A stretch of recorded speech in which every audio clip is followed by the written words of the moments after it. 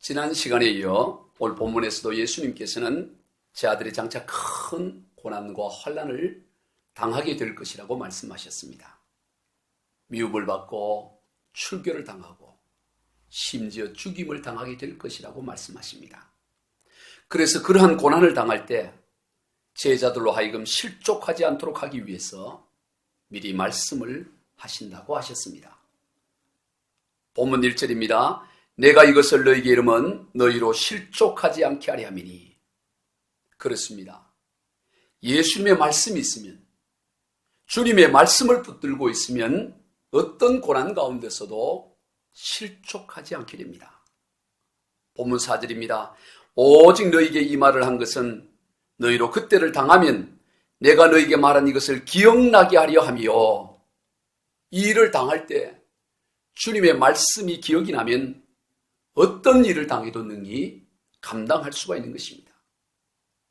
성도 여러분, 왜 실족합니까? 왜 넘어집니까? 문제가 크고 어렵고 힘들기 때문이 아닙니다. 주님의 말씀이 없기 때문입니다. 주님의 말씀을 붙들고 있지 않기 때문입니다. 보이는 환경과 현상을 붙들고 사람의 소리를 붙들고 자신의 경험을 붙들고 있기 때문입니다. 그래서 늘 흔들거리고 불안해하는 것입니다. 그러나 하나님의 말씀을 붙들면 흔들리지 않습니다. 실족하지 않습니다. 성경에 나오는 모든 믿음의 사람들이 그러했습니다. 상황과 현상을 보면 수십 번 아니 수백 번 절망하고 낙심할만 한데도 그러질 않고 담대함과 평안함이 있었습니다. 하나님의 말씀을 붙들고 있었기 때문입니다. 시편 57편에서 다윗이 그러했습니다. 시편 57편은 다윗이 사울을 피하여 굴에 있던 때 쓴 시입니다. 그래서 아예 표제가 다윗이 사울을 피하여 굴에 있던 때라고 나와 있습니다. 암울한 시절입니다. 시편 57편 4절입니다. 내 영혼이 사자들 가운데서 살며 내가 불사는 자들 중에 누웠으니 곧 사람의 아들들 중이라. 그들의 이는 창과 화살이요 그들의 혀는 날카로운 칼과 같도다. 지금 현실의 모습입니다. 마치 사자들 가운데 누워있는 것과 같습니다. 그러니 어떻게 살 수가 있겠습니까? 사자들 가운데 누워서 어떻게 살아갈 수 있겠어요? 언제 물어뜯겨 죽일짐을 당할지 모릅니다.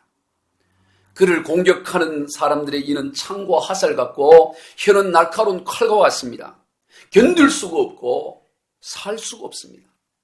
그런데 그러한 현실 가운데서도 다윗은 시편 57편 7절에서 하나님이여 내 마음이 확정되었고 내 마음이 확정되었사오니 내가 노래하고 내가 찬송하리로다 고백했습니다. 지금 얼마든지 흔들릴 수 있는 상황에서 얼마든지 넘어질 수 있는 그런 상황에 처해져 있기 때문에 다윗은 자신의 마음을 확정하고 또 확정하여서 하나님을 노래하고 하나님을 찬송하기로 했던 것입니다. 그렇게 어려움을 이겨나갔습니다. 다윗이 그럴 수 있었던 것은 그에게 하나님의 말씀이 있었기 때문입니다. 하나님의 약속이 있었기 때문인 것입니다. 사무엘상 13장에서 하나님께서는 사무엘을 통해 사울 왕의 나라가 길지 못할 것이라고 말씀하셨습니다. 사울 왕이 하나님께서 명하신 바를 온전히 지키지 않았기 때문입니다.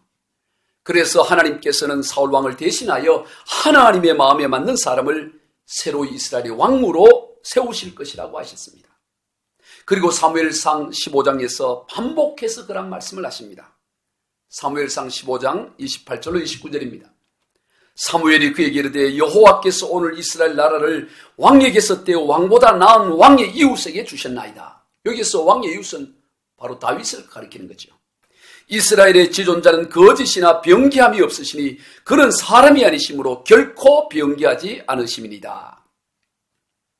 바로 그렇게 사무엘이 사울에게 말한 뒤에 얼마 지나고 나서 사무엘은 베들레헴에 있는 이새의 아들 그 다윗에게 기름을 부어 장차 이스라엘의 왕이 될 것을 알려주었습니다. 비록 지금 어떠한 어려움 가운데 있을지라도 다윗은 반드시 이스라엘의 왕이 되게 되어 있습니다. 하나님의 약속, 하나님의 말씀은 결코 변개될 수가 없는 것입니다. 상황이 말씀을 바꿀 수가 없습니다. 대적자들의 대적 행위가 하나님의 언약을 무효로 만들 수가 없는 것입니다. 그러했기 때문에 다윗은 어떤 어려운 가운데서도 낙담하거나 절망하지 않았던 것입니다. 심지어 다윗은 시편 3편에서 나중에 왕이 되고 그리고 나서 아들 압살롬이 반란을 일으키는 일이 일어납니다. 그래서 다시 도망자의 신세가 되죠. 참으로 암울합니다. 흔들릴 수 있는 상황입니다. 그때 쓴 시가 시편 3편이고 그 표제는 다윗이 그의 아들 압살롬을 피할 때 지은 시라 그렇게 적혀 있습니다. 시편 3편 1절로 2절입니다. 여호와여 나의 대적이 어찌 그리 많은지요 일어나 나를 치는 자가 많으니이다. 많은 사람이 나를 대적하여 말하기를 그는 하나님께 구원을 받지 못한다 하나이다. 다들 이제 다윗의 시대는 끝났다고 말합니다. 이제 다윗은 가망이 없어. 하나님으로부터 이제는 더 이상 구원을 받지 못해라고 말합니다. 아들이 역모를 일으켜 쫓기는 신세입니다. 이보다 더 암울할 수가 없습니다. 과거 사울 왕에 의해서 쫓김을 당할 때보다 더 고통의 시간입니다. 그러나 그런 상황 가운데서도 다윗은 고백하기를 시편 3편 3절로 4절입니다. 여호와여 주는 나의 방패시요 나의 영광이시요 나의 머리를 드시는 자니이시니이다. 내가 나의 목소리로 여호와께 부르짖으니 그의 성산에서 응답하시는도다. 그런 암울한 상황 가운데서도 다윗은 자신의 머리를 드시는 이가 하나님이시라고, 하나님이 그의 방패요 그의 영광이라고 고백하는 것입니다. 지금 상황은 암울하지만 그러나 그 모든 것을 극복할 수 있는 이는 하나님이시라고, 그래서 하나님께 부르짖는다고 말하는 것입니다. 하나님을 바라보는 것입니다. 자신의 살고 죽는 문제가 하나님께 달려있음을 고백합니다. 그래서 하나님께 부르짖었습니다. 그리고 나서 시편 3편 5절 6절입니다. 내가 누워 자고 깨었으니 여호와께서 나를 붙드심이로다. 천만인이 나를 에워싸 진친다 해도 나는 두려워하지 아니하리로다. 편히 눕고 편히 잠에 든다고 말합니다. 그를 대적하여 사방의 진을 친 자들이 천만 대군이라 할지라도 조금도 두려워하지 않는다고 고백하는 것입니다. 왜냐하면 하나님의 언약, 하나님의 말씀은 변개할 수 없고 그 변개할 수 없는 하나님의 말씀을 다윗은 붙들고 있었기 때문인 것입니다. 그래서 흔들리지 않는 것입니다. 이것이 바로 하늘의 능력을 누리는 자의 모습입니다. 오늘 본문에서도 예수님께서는 장차 죽음에 이르는 고난이 일어나겠지만, 환난이 일어나겠지만 그것은 주님께서 미리 말씀하신 그 환난과 고난이 이루어지는 말씀의 성취일 뿐이고, 그러니 그것을 낙심하거나 두려워하거나 절망하며 당할 것이 아니라 당당히 고난을 맞이하라고 주님은 말씀하는 것입니다. 이상히 여기거나 피하지 말고 기꺼이 고난 당할 것을 주님은 말씀하고 계십니다. 그리고 박해와 고난을 가져오는 이들에 대해 그들이 하나님 아버지와 예수님을 몰라서 그러는 것이라고 말씀하셨습니다. 도리어 그들이 그렇게 행동하는 것은 하나님을 위하고 하나님을 섬기는 일이라고 생각하고 그렇게 박해와 고난을 가져올 것이라고 말씀하셨습니다. 오늘 본문 2절로 3절입니다. 사람들이 너희를 출교할 뿐만 아니라 때가 이르면 너희를 죽이는 자가 생각하기를 이것이 하나님을 섬기는 일이라 하리라. 그들이 이런 일을 할 것은 아버지와 나를 알지 못함이라. 아버지와 나, 즉 하나님 아버지와 예수님을 알지 못해서 그런 일을 한다는 겁니다. 감히 알고서야 누가 그럴 수 있겠습니까? 대표적인 인물이 바리새인 중에 바리새인이었던 사울입니다. 그런 그리스도인들을 박해하고 죽이는 것이 하나님을 위하는 일인 줄 알고 누구보다도 그 일에 열심을 내었습니다. 그리고 훗날 그가 고백하기를 사도행전 26장 9절에서 나도 나사렛 예수의 이름을 대적하여 많은 일을 행하여야 될 줄 스스로 생각하고 예수 그리스도의 이름을 대적해서 많은 일을 하는 것이 하나님을 위하는 것이라 그렇게 생각하고 열심을 내었다고 말하는 것입니다. 그래서 예루살렘에서 240여 킬로 떨어진 다메섹까지 가서 그리스도인들을 잡아오려고 했던 것입니다. 보통 열심이 아닙니다. 몰라서 그랬던 것입니다. 그런 그가 부활하시고 영광 중에 가신 주님을 만나게 됩니다. 그래서 알게 됩니다. 몰랐다가 알게 되죠. 그 후로 그는 이런 고백을 합니다. 사도행전 20장 24절입니다. 내가 달려갈 길과 주 예수께 받은 사명 곧 하나님의 은혜의 복음을 증거하는 일을 마치려 하면은 나의 생명조차 조금도 귀한 것으로 여기지 아니하노라. 자신의 생명조차도 조금도 귀한 것으로 여기지 않는다고 고백하고 있습니다. 예수 복음이 진리임을 알았기 때문인 것입니다. 몰랐을 때는 예수 믿는 사람 박해하고 죽이는 것이 하나님을 위하는 일이라고 여기고 열심을 내었지만 알고 나니까 예수 복음을 전하기 위해 자기 생명조차 조금 더 귀한 것으로 여기지 않았던 것입니다. 다 몰라서 예수 복음을 거부하고 미워하고 다 몰라서 박해를 하는 것입니다. 그러니 거부와 미움과 박해가 일어날 때 다 몰라서 그러는 것이니 하고 받아들여야 하는 것입니다. 그리고 더욱 예수 복음을 전해야 됩니다. 몰라서 그러거니 하고 그냥 참는 것이 아니라 모르는 사람에게 알도록 전해야 되는 것입니다. 박해와 고난을 당하면서 계속해서 복음을 전하고 또 전해야 되는 것입니다. 그렇게 해서 지금까지 예수 복음이 오늘 여기에 전해져 오게 된 것입니다. 다음으로 오늘 본문에서 예수님께서 제자들을 떠나는 것이 실상 그들에게 더 유익한 것이다 라고 말씀하셨습니다. 왜냐하면 예수님께서 떠남으로 보혜사 성령님께서 각자에게 찾아오시기 때문입니다. 본문 7절입니다. 그러나 내가 너희에게 실상을 말하노니 내가 떠나는 것이 너희에게 유익이라. 내가 떠나가지 아니하면 보혜사가 너희에게 오지 아니하실 것이요 가면 내가 그를 너희에게 보내리니. 예수님께서 떠나가시면 보혜사 성령님께서 오신다고 말씀하십니다. 예수님은 육체를 입고 이 땅에 오셨기 때문에 육체로 말미암은 제한과 한계가 있었습니다. 근본 하나님의 본체이시지만 육체로 말미암은 한계가 있습니다. 동시에 두 곳에 있을 수가 없습니다. 육체의 몸을 가지고서는 그 몸을 가지고 두 곳에 동시에 있을 수 없지요. 한계인 것입니다. 그러나 성령님은 영이신 하나님이십니다. 그러므로 육체로 말미암은 한계가 없습니다. 제한이 없습니다. 동시에 어디나 계실 수 있습니다. 그러므로 실상은 더 유익한 것입니다. 육신의 몸을 입고 이 땅에 오신 예수님과 3년간 함께한 제자들의 삶은 참으로 큰 복이요 큰 은혜임에 틀림이 없습니다. 그런데 여러분, 그보다 더 놀라운 복과 은혜가 있습니다. 바로 보혜사 성령 하나님과 함께하는 삶입니다. 바로 오늘 저와 여러분의 인생들이죠. 성령님은 아예 우리의 인생 자체를 성전 삼으셔서 언제나 우리와 함께 하십니다. 이것이 워낙 엄청난 일이어서 잘 믿어지질 않는 분입니다. 그래서 사람들은 성령님은 그저 영적인 파워 정도로 이해하고 믿으려고 합니다. 그저 자기 이해 수준으로 제한하려고 하는 것이죠. 그렇지 않습니다. 성령님은 완전하신 하나님이십니다. 근본 하나님이십니다. 오늘 우리 그 성령 하나님께서 우리와 함께 하신다는 것은, 그리고 영원토록 우리와 함께 동행하신다는 것은, 이건 참으로 천지가 계획되는 것보다 10,000배 더 놀라운 복이고 은혜인 것입니다. 근본 하나님이신 성령님께서는 이 땅 가운데 오셔서 세상 가운데 하시는 일에 대해 오늘 본문에서 크게 3가지를 말씀하십니다. 본문 8절입니다. 그가 와서 죄에 대하여, 의에 대하여, 심판에 대하여 세상을 책망하시리라.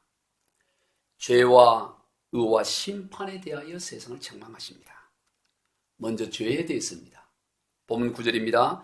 죄에 대하여라 하면 그들이 나를 믿지 아니하며. 여러분, 죄가 무엇일까요? 우리는 죄 그러면 도둑질이나 살인, 간음, 혈기, 분노 등등 이런 것을 우리는 죄라고 생각합니다. 맞습니다. 그런 것들이 죄이면 틀림이 없습니다. 그러나 엄밀히 말하면 그런 것들은 죄의 열매, 죄의 결과들입니다. 마치 사과나무에 열린 사과 열매들과 같습니다. 그런 것들은 죄의 나무에 열린 죄의 열매들이지요. 죄의 본질, 죄의 나무가 있습니다. 바로 예수님을 믿지 않는 것입니다. 죄에 대하여라 하면 그들이 나를 믿지 아니하며, 예수님을 믿지 않는 것이 죄의 본질이고 죄의 나무인 것입니다. 성경은 이 예수님을 믿지 않는 것을 모든 죄의 본질로 그렇게 규명을 하고 있습니다. 즉 하나님께서 말씀하시는 죄는 근본 하나님의 본체이신 예수님을 믿지 않는 것입니다. 이런 첫사람 아담과 하와가 선악을 알게 하는 나무의 열매를 먹으면 반드시 죽으리라고 하신 하나님의 말씀을 믿지 않고 결코 죽지 아니할 것이라는 사단의 말을 따라 선악과를 따먹은 것과 같습니다. 선악과를 따먹은 그 자체는 죄의 결과요 열매입니다. 틀림없이 죄입니다. 그러나 죄의 본질은 선악과를 따먹는 그 자체에 있는 것이 아니라 바로 하나님의 말씀을 믿지 않는 데 있는 것입니다. 따먹으면 정령 죽으리라는 이 하나님의 말씀을 믿지 않는 것, 이것이 죄의 본질이고 믿지 않음으로 말미암아 그것을 따먹은 것이 바로 죄의 열매고 죄의 결과인 것입니다. 그래서 로마서 1장 28절에서 또한 그들이 마음에 하나님 두기를 싫어하며 하나님께서 그들을 그 상실한 마음대로 내어버려 두사 합당하지 못한 일을 하게 하셨으니 곧 모든 불의, 추악, 탐욕, 까기가 가득한 자요 시기, 살인, 분쟁, 사기, 악독이 가득한 자요 수군수군하는 자요.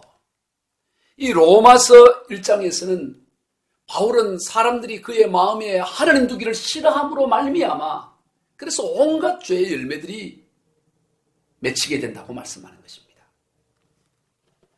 그 본질, 죄의 본질은 마음에 하나님 두기를 싫어하는 데 있는 것입니다. 그래서 성령 하나님께서는 바로 그러한 죄를 책망하시는 것입니다.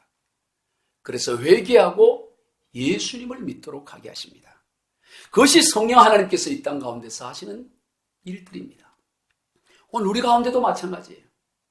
우리가 이런저런 삶 가운데 죄를 범하고 잘못을 범할 때 성령님은 그 잘못 자체, 그 죄 자체를 책망하는 것이 아니라 하나님을 온전히 믿지 않는, 주님을 온전히 바라보지 않는 그것을 책망하는 거예요. 여러분, 우리가 주님을 바라보지 않으면 누구를 막론하고 넘어질 수밖에 없어요. 죄의 결과에 이룰 수밖에 없는 것입니다. 그러므로 어떤 죄의 결과 그 자체를 놓고 회개하는 정도가 아니라 주님을 바라보지 못한 그 본질을 놓고 하나님 앞에 기도하고 회개해야 되는 것입니다. 그럴 때 죄의 열매가 맺어지지 않게 되는 것이죠.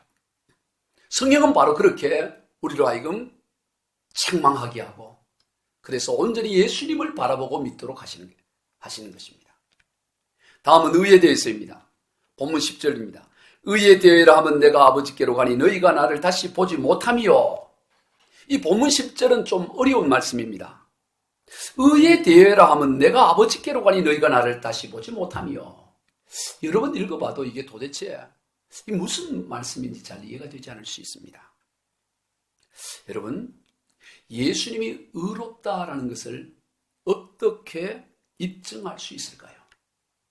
예수님은 의로운 분이시죠. 그분은 죄가 없는 분이십니다. 그러나 그것을 어떻게 증거할 수 있죠? 그것은 바로 예수님의 죽으심과 부활과 승천하심을 통해서 입증이 되어지는 것입니다. 죄인이라면 죽음 이후에, 죄의 결과로 죽음 이후에 부활이 있을 수 없고 부활하여 승천할 수가 없는 거예요. 예수님께서 온전한 의로우심을 보여주는 것이 바로 죽으시고 부활하셔서 승천하심을 통해서 예수님이 참으로 의로우시다는 것을 보여주고 나타내고 있는 것입니다. 죄인은 그럴 수가 없습니다. 오직 의로우신 예수님만이 가능한 것이죠. 그것을 성령님께서 깨닫게 하시고 또 믿게 하시는 것입니다. 여러분, 사람은 누구나 영혼을 사모합니다. 사람은 영적인 존재이기 때문이에요. 전도서 3장 11절에서 하나님이 모든 것을 지으시되 때를 따라 아름답게 하셨고 또 사람들에게는 영혼을 사모하는 마음을 주셨느니라. 사람은 누구나 영혼을 사모하는 마음이 있습니다. 왜냐하면 하나님께서 그렇게 지으셨기 때문입니다. 그래서 어렴풋이나마 영적인 세계가 있음을 인식합니다. 그래서 의식적이든 무의식적이든 사람은 누구나 거기에 이르려고 하죠. 바로 의를 통해서입니다. 물론 사람마다 의의 형태는 다양합니다. 다양한 형태의 도덕이나 윤리나 철학과 종교 등으로 이렇게 나타납니다. 그러나 공통적인 것은 누구도 온전한 의에 이룰 수 없다는 사실입니다. 온전한 의는 오직 예수 그리스도뿐입니다. 예수님 외에는 그 누구도 그 어떤 형태의 의로도 하나님 아버지 앞에 나아갈 수가 없는 것입니다. 성령님께서는 그것을 깨닫게 해주십니다. 그래서 조금도 자신을 의지하지 않고 조금도 자신의 의가 아닌 오직 주님의 의로만 살게 하시는 것입니다. 그러므로 다른 사람들과 비교해서 좀 낫다고 해서 교만하지 않고 좀 부족하다고 해서 주눅들지 않게 하십니다. 다음은 심판에 대해 있습니다. 본문 11절입니다. 심판에 대하여라 하면 이 세상 임금이 심판을 받았습니다. 성령님은 이 세상 임금인 사단 마귀가 이미 심판을 받았다고 알려주십니다. 세상 임금인 사단 마귀는 죄와 사망이라는 권세로 세상을 다스립니다. 모든 인생은 죄 가운데 죄의 결과로 사망에 놓여 있습니다. 거기에서 벗어날 인생이 아무도 없습니다. 오직 근본 하나님의 본체이신 오직 의로우신 예수님만이 모든 인생을 그 죄와 사망에서 건져내어 줄 수가 있는 것입니다. 의로우신 예수님께서는 혈과 육을 입으시고 이 땅에 오셔서 죽으시고 부활하심을 통해 사단 마귀를 멸하시고 우리 인생을 구원해 주셨습니다. 그래서 더 이상 죄와 사망의 권세에 매여 두려움 가운데 종노릇하지 않게 된 것입니다. 자유케 하셨습니다. 이것을 성령님께서 일깨워 주십니다. 히브리서 2장 14절로 15절입니다. 자녀들은 혈과 육에 속하였으며 그도 또한 같은 모양으로 혈과 육을 함께 지니시면 죽음을 통하여 죽음의 세력을 잡은 자 곧 마귀를 멸하시며 또 죽기를 무서워함으로 한평생 매여 종노릇하는 모든 자들을 놓아주려 함이니 예수님은 한평생 실패와 죽음의 두려움에서 종살이하는 모든 사람들을 해방시켜 주십니다. 예수 복은 모든 눌림과 갇힘으로부터 자유롭게 합니다. 바로 성령 하나님께서 사람들로 하여금 그것을 깨닫고 믿도록 하시는 것입니다. 이미 심판을 받은 세상에 매이지 않고 이미 심판을 받은 세상에 빠지지 않도록 주님은 늘 우리를 일깨워 주시는 것입니다. 그렇게 하여 우리로 하여금 진리 가운데로 인도해 주십니다. 본문 13절입니다. 그러나 진리의 성령이 오시면 그가 너희를 모든 진리 가운데로 인도하시리니 모든 진리 가운데로 우리를 인도해 주십니다. 그러는 데 있어서 그 방법은 예수님께서 하신 말씀을 통해서입니다. 오늘 본문 13절로 15절을 읽어드립니다.